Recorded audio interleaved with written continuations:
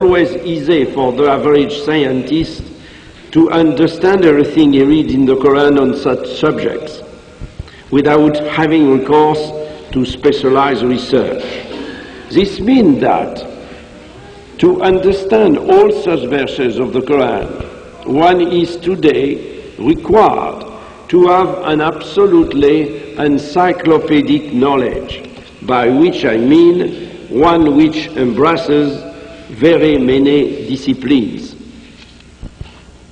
The Quran is a religious book which has no scientific purpose.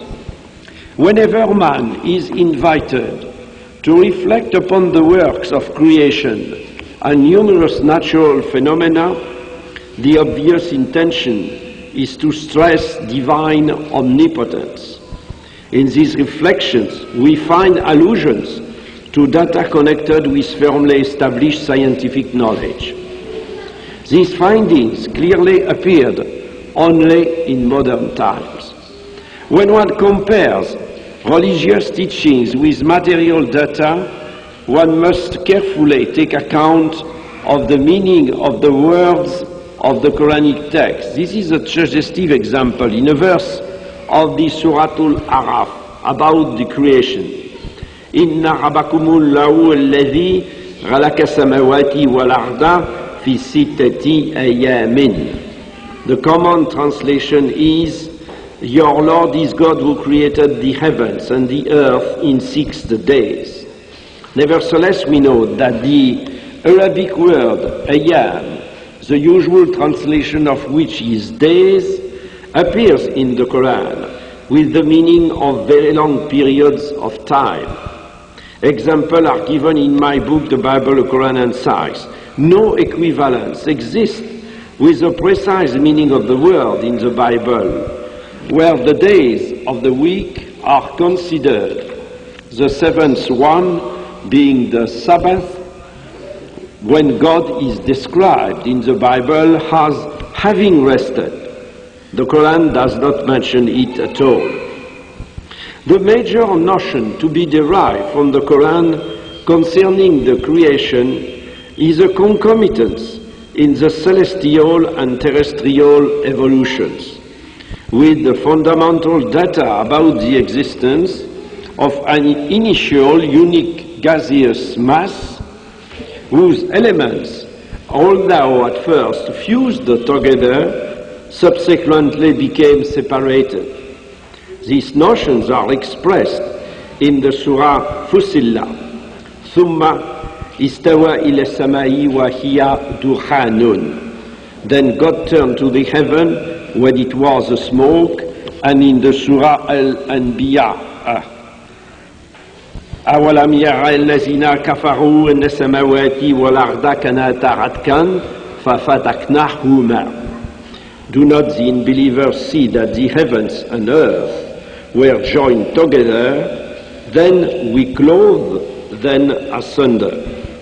The separation process resulted in the formation of multiple words, a notion which crops up a dozen times in the Quran when it has formed the second verse in the Surah Al-Fatiha, Alhamdulillahi Rabbil Alameen. Praise be to God, the Lord of the world. All this is in perfect agreement with modern ideas on the existence of a primary nebula and the process of secondary separation of the elements that had formed the initial unique mass. This separation resulted in the formation of galaxies, and then, when these divided, of stars from which the planets were to be born. All that is in perfect agreement with modern notions concerning the history of the universe. Moreover, reference is made in the Quran to an intermediary creation between the heavens and the earth, as in Surah Al-Furqan, وَلَقَدْ خَلَقْنَا السَّمَاوَاتِ وَالْأَرْضَ وَمَا بَيْنَهُمَا. We have created the heaven, the earth, and what is between them. This intermediary creation corresponds to the modern discoveries of bridges of matter which have been demonstrated as present outside organized astronomical systems. Or can we imagine that a man, much more than 1,000 years ago, could have been the author of such reflections which proceed from a general concept of the universe when this concept was not formed until centuries after his death? In the Quran we find notions about the nature and the movement of celestial formations.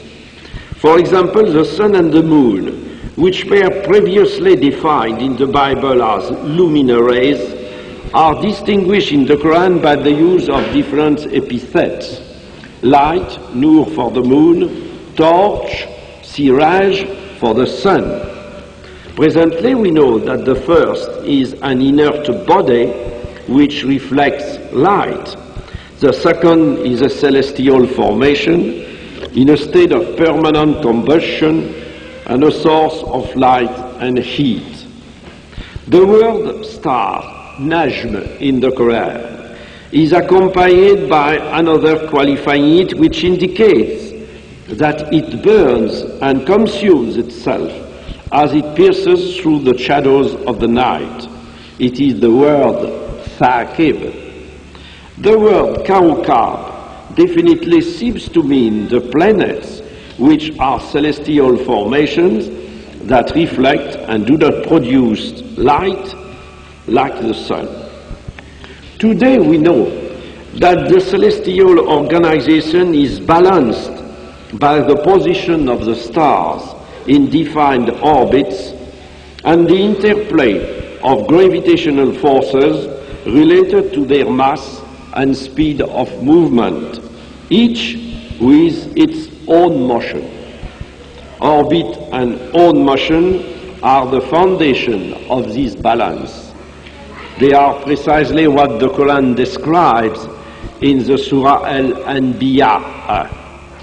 وَهُوَ الَّذِي خَلَقَ اللَّيْلَ وَالنَّهَارَ وَالشَّمْسَ وَالْقَمَرَ كُلٌّ فِي فَلَكٍ يَسْبَحُونَ. God is the one who created the night, the day, the sun and the moon. Each one is traveling in an orbit with its own motion. This movement is expressed by the verb sabaha, yasbahun in the text. The primitive meaning of the word, I said, the primitive meaning of the word, carrying the idea of a motion which comes from any moving body, be it the movement of one leg as one runs or the action of swimming in water.